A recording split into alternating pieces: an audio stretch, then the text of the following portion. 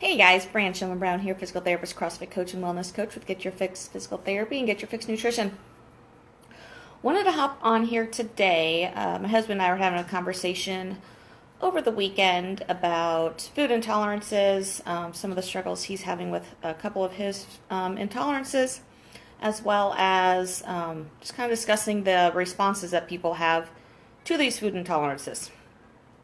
And a lot of them kind of go unnoticed as being something else. So first off, you can be intolerant to a lot of different foods and not necessarily allergic to them. And so when you're intolerant, you just don't really process those foods as well, so it causes different reactions in your body. And everyone can be a little bit different in how they respond to them. Whether it be like almost cold-like symptoms as far as, stuffy or runny nose, coughing, sneezing, that sort of thing. For me, I tend to get, if I eat something that I know I'm intolerant to, I'll get more breakouts facially. It can cause just increased fatigue and lethargy.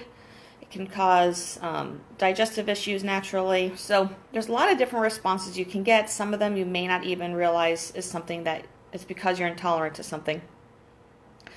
The other difficult thing is some of these can be foods that you wouldn't normally think of being intolerant to. So the ones I'm specifically speaking of with my husband and some of his difficult ones to avoid are celery, turmeric, and ginger.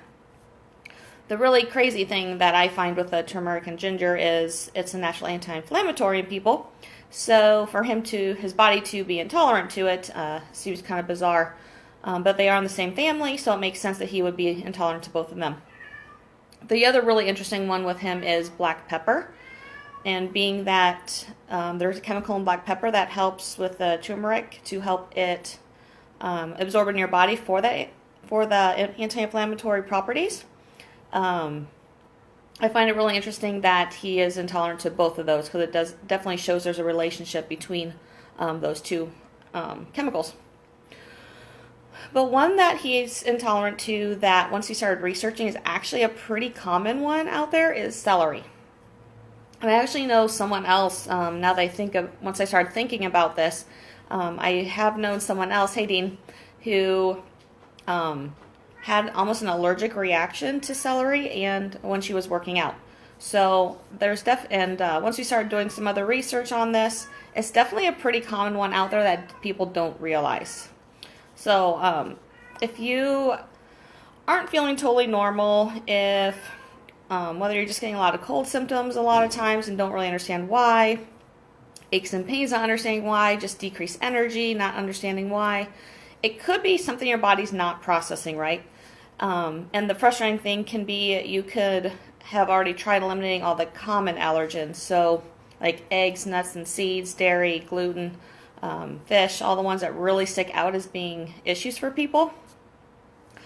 And it may not have helped you because there's a lot of just different things that your body responds negatively to that you may not realize. To totally figure this out, ideally it needs it's called an IgG test. It's a blood allergy or blood intolerance test. So that's kind of the best way to figure it out, but you can also just kind of start doing a food log and tracking what you're eating, tracking kind of how you're feeling the next 3 or 4 days, and see if you can figure out any patterns with that. So something to think about if you're struggling with just not feeling right, not having enough energy, not performing as well with your training. Think about if it could be a food issue. There's a lot of other issues that it could be, but just want to kind of shoot this out there as a possibility. So let me know if you have any questions on this. Definitely comment on here if you do. I'd be happy to get back to you. And also, if you want some other great advice that expands on this topic, pick up my Fit Foods course. It goes into a lot of detail on a lot of different subjects to just help you live a healthier, happy life through food. So hope you're having a great day. I will talk to you guys later. Bye.